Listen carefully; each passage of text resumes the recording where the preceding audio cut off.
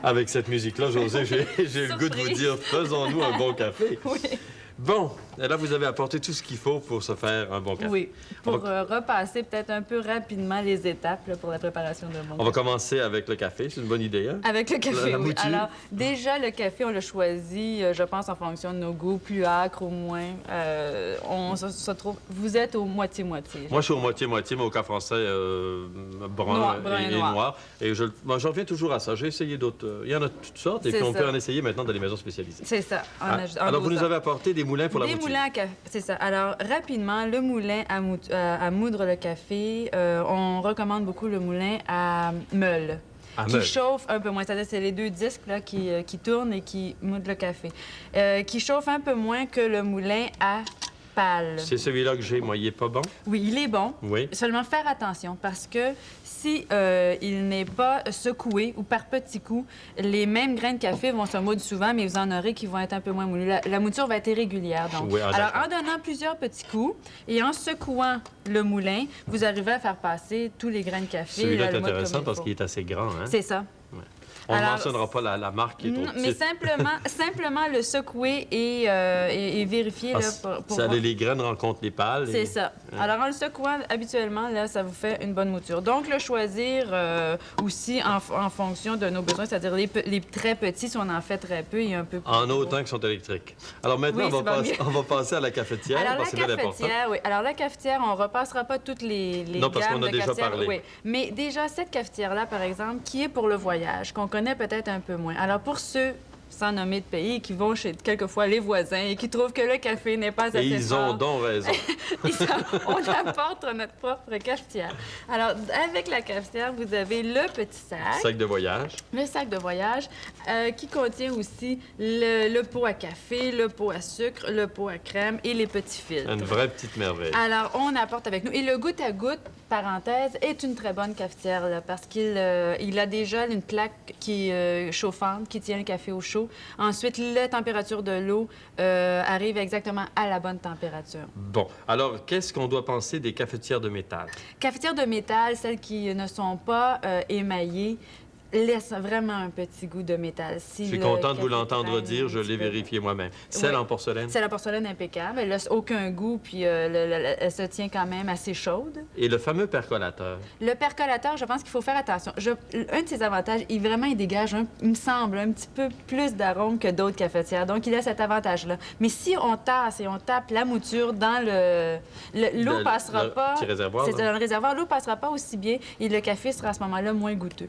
Bon. Je pense qu'il faut juste faire attention à ça, mais il y a plusieurs cafetières selon nos goûts et la meilleure. Ma belle Josée, nous avons notre café, nous avons notre cafetière, si on s'en faisait un. Si on s'en faisait un, si on voulait le garder. Oui, bonne à le garder au chaud. Oui. Alors, pour le faire, la température. La température de l'eau, on doit naturellement, comme on avait dit pour le thé, ne pas la mener trop haute. Pas trop haute, hein? Non. Alors, à mesure, aussitôt qu'elle frissonne? Oui. Alors, quand elle commence à frissonner ou juste au-dessous de ce point-là, elle est au point. Maintenant, si votre eau a un petit goût de clair dans certaines régions, on le sent, le goût clair. Il faut la faire bouillir une dizaine de minutes avant de l'amener à ce point-là. Pour avoir un bon café. Pour avoir un bon café. Puis on peut le garder au chaud, ce café-là, c'est bien important. Oui, avant, on verse quelques cuillerées d'eau froide sur les grains qui sont moulus. Pourquoi? Dans le cône, parce que le grain, à ce moment-là, va se développer et l'eau ne passera pas tout droit. Parce que quand les grains sont quand le trop grain serré. Oui, est sec, l'eau risque de passer trop rapidement. Est-ce que, comme avec la théière, on l'ébouillante, la cafetière? Aussi, ou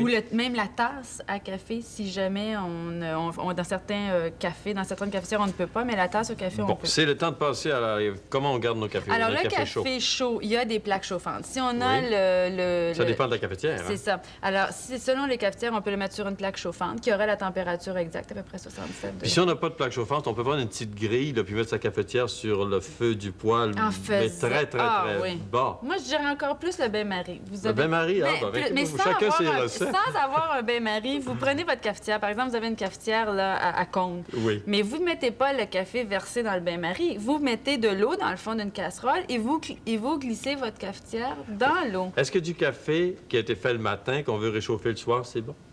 pas vraiment. OK, on en fera du neuf. Choisissons notre tasse maintenant, Josée. Alors, la tasse, Vous en avez plusieurs ici. Oui, mais on dit que pour les... ce que je lisais, je trouve brillant, vaut mieux choisir une tasse qui n'est pas trop grande. Parce que vaut mieux avoir du café chaud 2 fois qu'avoir un fond de café dans une grande tasse qui est froid. Il n'y a pas moyen d'avoir du café chaud une fois dans une grande tasse. Bien, à un moment donné. Bon, allons-y avec ce que vous nous avez apporté. Il y a à choisir sa tasse. Il y a la tasse de plastique. La tasse de plastique, j'en ai même pas trouvé parce qu'on la trouvait beaucoup à un certain moment donné. Ça laisse un goût de plastique. Bon, alors on a souvent les verres de plastique, par contre. OK, la tasse de métal, elle? La tasse de métal ne laisse aucun goût. Par contre, le café vient froid tout de suite. Bon, alors on oublie ça aussi. La tasse de porcelaine. La tasse de porcelaine, elle est très bonne et même fine, elle garde très, très bien le café au chaud. Bon. Il s'agit de la choisir la taille qui serait intéressante. Une taille, comme je vous dis, qui serait ni trop petite ni trop grande.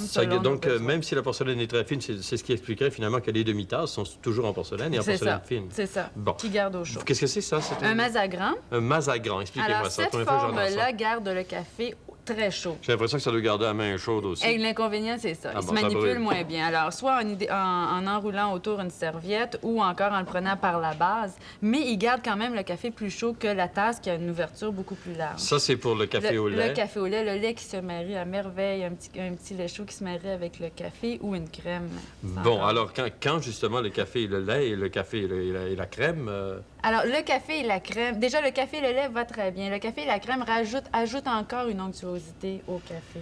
Ma chère Josée, il nous reste très peu de temps. Je voudrais qu'on dise un mot sur la conservation du café. Alors, la conservation parce qu'on ne l'achète pas toujours à demi-tasse. À demi-tasse non plus. Oui, alors on peut congeler le café. Au moins 6 mois, on peut le laisser au congélateur. Dans quel contenant? Dans un contenant qui est fermé hermétique. Ça peut même être les pots là, pour les confitures et les conserves. On les laisse au congélateur. Mais pendant qu'on fait l'usage du café dans nos maisons, dans nos cuisines, on le garde où? Dans le congélateur? Non. À ce moment-là, vous pouvez le laisser dans un pot hermétique, comme celui-là. Mais ça peut être aussi un pot qu'on retrouve qu'on a habituellement à la maison. Dans un pot hermétique, évitez la lumière et dans un endroit surtout pas humide. Merci pour vos bons cafés, bon jusqu'à la dernière goutte.